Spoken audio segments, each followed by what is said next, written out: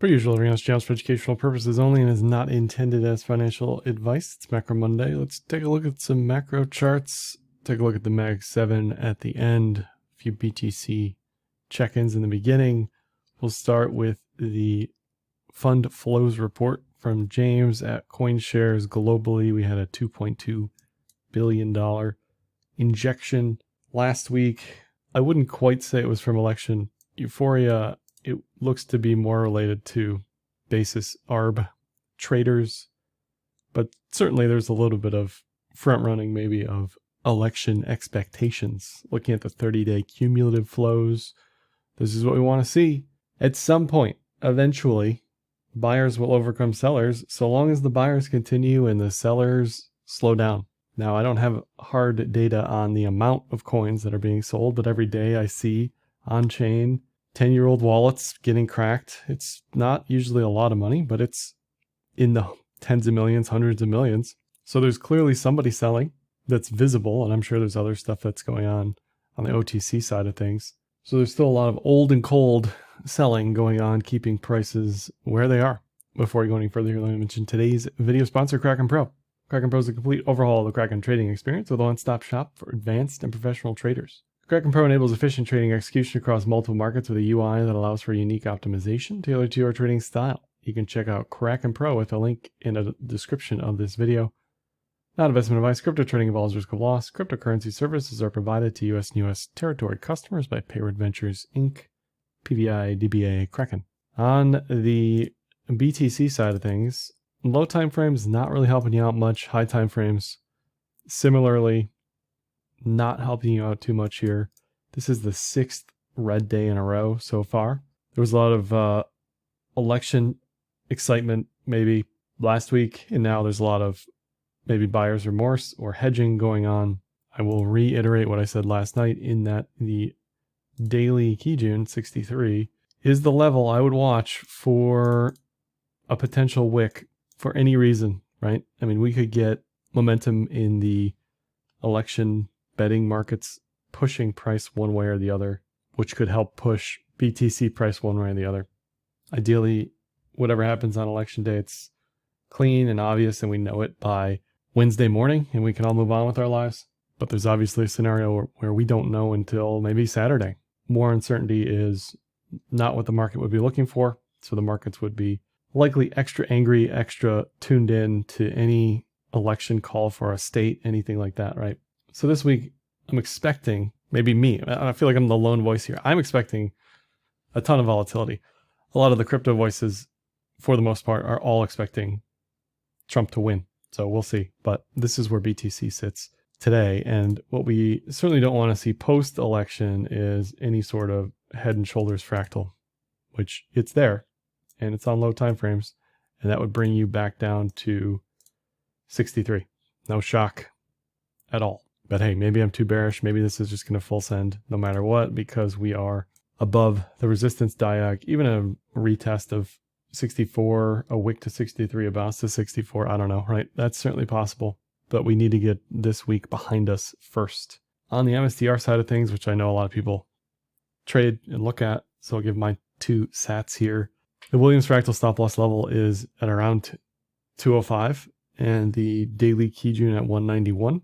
So depending on when we get news throughout Wednesday, Tuesday, or Thursday or whatever, if the markets have been opened, you could certainly see a wick on a lot of this stuff lower.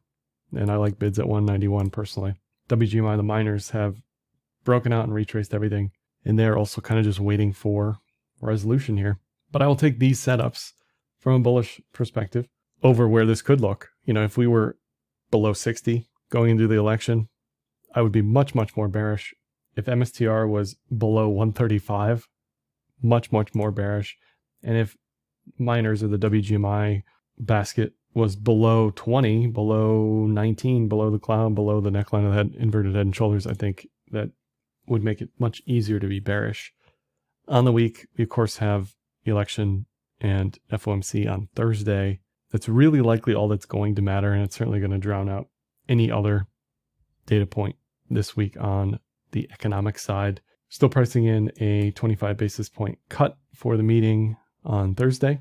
Like I said last night, it's going to be important to hear what Jay has to say about forward guidance, what he has to say about QE versus QT, what he has to say maybe about the neutral rate or the path or the cutting expectations going forward. It's going to be interesting if he says anything about who just got elected or didn't get elected, depending on if we have a result at that time. These meetings, by the way, usually on a Tuesday. This one purposefully shifted to Thursday because of the election. So that should be a fun event to watch. On the inflation side, we've basically just gone straight up on inflation since rates started to come down. This hasn't really been energy per se. Energy, I think, has been okay. If we look at the trueflation components, we can go through and look to see what is it.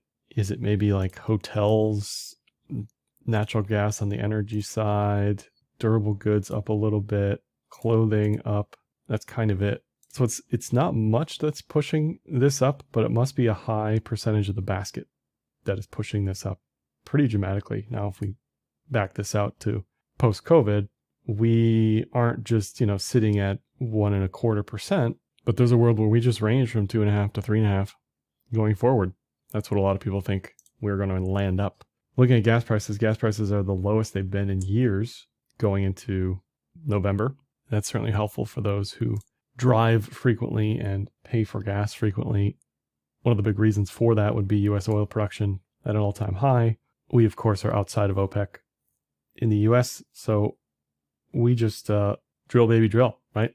And that's certainly helping global supply increase where demand maybe is not increasing as much, and that's helping keep prices low at the pump. Looking at the CPI and PCE nowcast estimates, these do echo what we are seeing on Trueflation, basically continuous month-over-month increases here thus far. The October print, I think we get in next week or a couple weeks from now, but it's going to be interesting to see what the market does with that. If the market is fully tuning out CPI at that point and favoring maybe election stuff, or whether or not this will start to mean something more. But this would be an uptick on a month-over-month basis. GDP still holding firm here on the estimate at 2.3%. So no real concerns on that front. As far as an NBER declared recession, we're not seeing GDP go negative at all. On the yield front, the front end has come way down. The back end has traversed all over the place, but it's rising pretty quickly here since the front end is coming down. So we do have curve normalization here. The curve is uninverting across the board. This is not a normal looking curve. We should have lower rates at the short end, higher rates at the long end. Generally, that's how things look. Usually when this happens, we see, let me get to it here, we see a recession shortly thereafter. So that's certainly what everyone is looking for and sort of expecting. When the yield curve uninverts, timing-wise, it's difficult to time, but when it uninverts, we typically have seen a recession. Unemployment down here at 4.1%. Rates should continue to come down. So it's going to be interesting to see what happens with the yield curve. The 10-3 is still negative, but it's uninverting pretty quickly here. And one of the reasons why the long end has been rising is because the Fed isn't or hasn't been buying as much on the long end as they had been previously. As Bianco says here, they've been shedding notes and bonds, whereas the more price-sensitive buyers, the foreign buyers, have been picking those up. But they've certainly been doing that at an increasingly lower clip. So at some point, something's got to give. Either the debt and deficit get straightened out, which is probably the least likely outcome. Foreign buyers step in and buy more, which is also probably unlikely. Or the government, the Fed, steps in and starts buying with a form of QE, whatever they end up calling it, so that yields on the long end don't keep rising.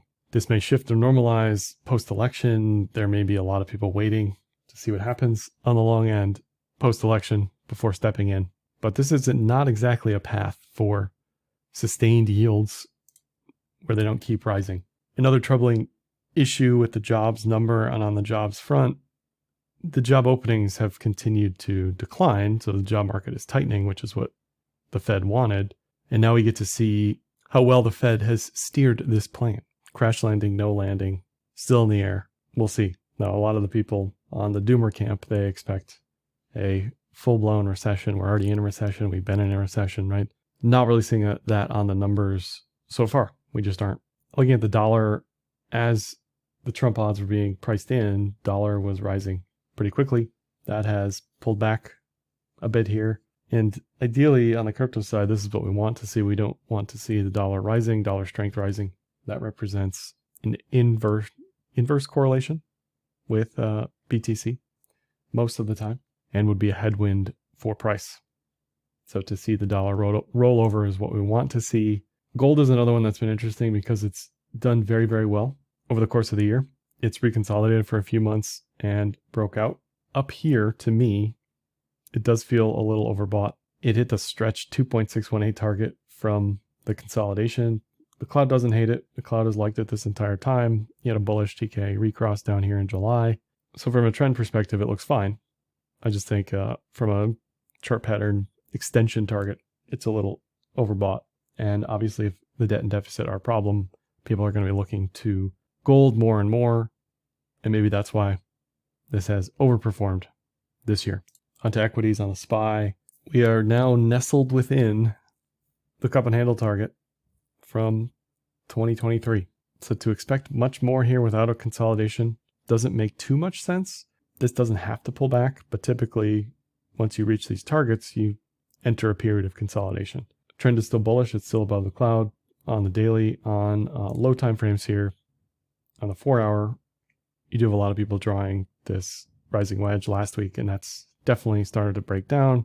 So sure, it's leaning more and more neutral to bearish versus flat out bullish.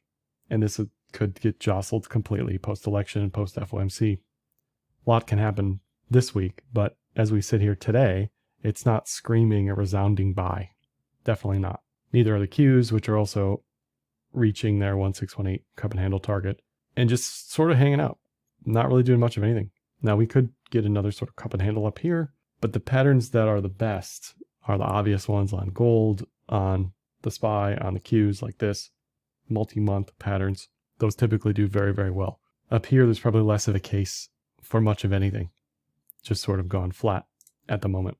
Similar to the SPY on low time frames, I'm seeing people draw all sorts of rising wedges. And again, this has moved from bullish to neutral, bearish territory. We're not seeing anything we saw like April, May, right? We're not seeing a bullish Kuma breakout. We're seeing the opposite. We're seeing price move into the cloud. So that represents a period of trend uncertainty, potential trend shift, right? So not a lot to do on the Qs. And the VIX looks like it's just primed for a move to 40 plus again. It has been coiling over the past few months. A lot of people seeking insurance for all sorts of reasons. This was, of course, the yen carry trade unwind, a little bit of an overreaction, but now going into the election, we get to see, right? Did you need insurance or not? Do those hedges unwind or not? Just like the DXY, crypto mainly inversely correlated to the VIX, so we do not want to see the VIX rising. Unless you're bearish, then you want to see the VIX going back to 40, 50, 60. Or if you just want bids filled, a higher VIX is better for lower prices. Jason at Crowded Market Report also emailed this out today. The positioning data for equities favors toppy conditions here, let's just say. You want to be on the opposite side of long and short speculators, the blue and yellow, generally, he finds, and you want to be on the side of commercials, and it helps when these are stretched and growing, meaning you're sort of primed for a potential long squeeze in this case. And you can see how that was different in 23 into 2024. This doesn't have a 100% hit rate, but when we're looking at everything combined, yeah, this is a little problematic, right? From a positioning perspective, because retail's very long, large speculators, the longest they've been in quite some time up here. So we may get some fireworks post-election. But as Ryan says here, it doesn't matter who's elected. Stocks go up either way. Red, blue, since 1901. This is what the market has looked like. And it hasn't much mattered. We've, of course, had volatility and drawdown and consolidation. But the Dow has continued to do well no matter who's in office. You can also look at the forward returns of presidents. My general read on this is mostly bullish. That's what we've seen anyway. Obviously, no guarantees here. But both Trump and Biden post-election moves have been very, very bullish. Since 2000, since '08, it really hasn't mattered who got elected as far as the markets are concerned. Looking at some individual names, the Mag 7, NVIDIA looks fine, looks okay. It's got a Kijun support there at 123.